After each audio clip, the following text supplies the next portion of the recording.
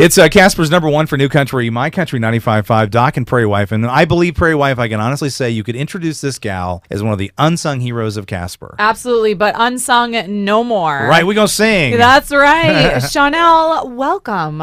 Thank you. So we are talking today about foster parents. Doc, I think you would agree with me 100% when we say that being a foster parent does not only build our community up now, but it creates a stronger community in the future. We got so many kids in need in this area. It breaks your heart when you actually see what some of these kids go through, whether it's broken homes or whatever situation they came from. Yep. So tell us a little bit about what actually made you think, I want to become a foster parent.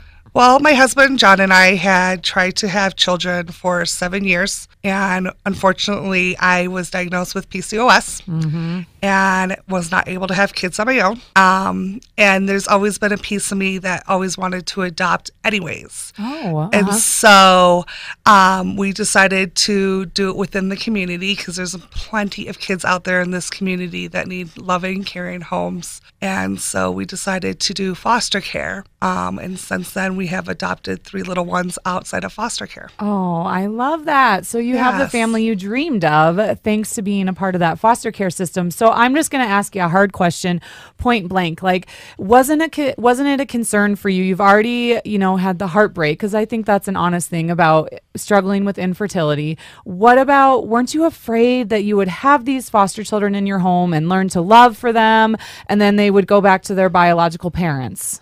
Of course, that's always a concern that you have in the back of your mind. But in order to do it correctly, you need to love these children. They deserve the love.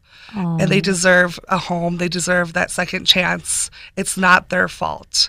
And because of that, they need that love and home, and you need to provide that. And, yes, you might get your heart broken along the way, but you're the adult in the situation, and these children need that adult. Oh, I love hearing that. So what would you like to say to people that are kind of on that cusp there where they're like, I see there's a need, I want to be a part of it, but I'm scared? Jump 2 feet in. Just do it. It is the most rewarding thing that you can do. This community needs more loving homes and loving people out there. And there is such a need and a desire for these kids to have that compassion from one person that can be the difference. You can be that difference. I wish, Doc, that our listeners could see the smile on her face and like the glow in her eyes as she is saying this. Yeah. Like, I'm ready now to be like, tell me what to do.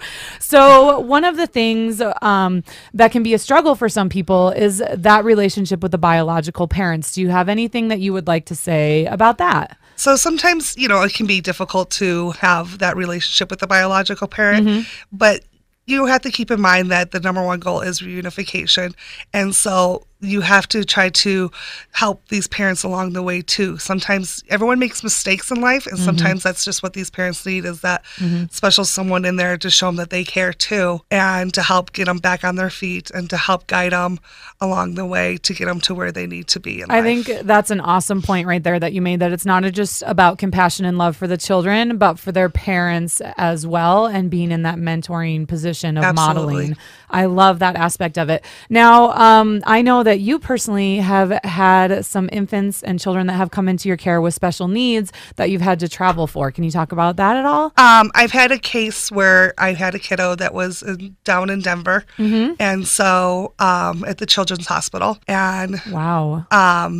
We just did everything we could do to be with that kid when we were able to be, and bring him home and stay there when we could. I love it. That just goes right back to what you said about you just got to jump in with both feet and you find the strength to do it. And I know there's lots of people here in the community that support our foster parents by giving gas cards for things like having to travel, help with meals when you can't always be there for the kids. And it really takes a village. It absolutely does. Yeah. I mean, forget about some of the singers and athletes. People like heroes. Heroes. Absolutely. That's exactly what I was going to say. Yes. And that impact of those children being in a secure family situation for even a couple weeks, it can really teach them skills and give them a hope for what they can do in the future when they become parents. It's just that ripple effect, I think. And just Thank you. Thank you. And Doc, we have more information up. They can find out how to be a part of the foster care program, how you can help people that are already in the foster care program as foster care parents. And we have a need right now, and we highlighted a sibling group of 5 that we are desperately trying to find a long-term situation for, I believe. It is a special gift for somebody to have a heart to do what you've done. So God bless you for what you've done. Yes, thank you. Thoughts and prayers with these amazing efforts. And I know, as you mentioned, Rose Fry from the Natrona County Foster Care Parent Program expressed to us some specific needs. So yeah, if you want more information on this, we've got all that you talked about in the My Country 95.5 mobile app as well. And remember, you can help just by simply sharing that article and that information with other people. Yeah. Thank you for sharing your story. We appreciate it. Thank you.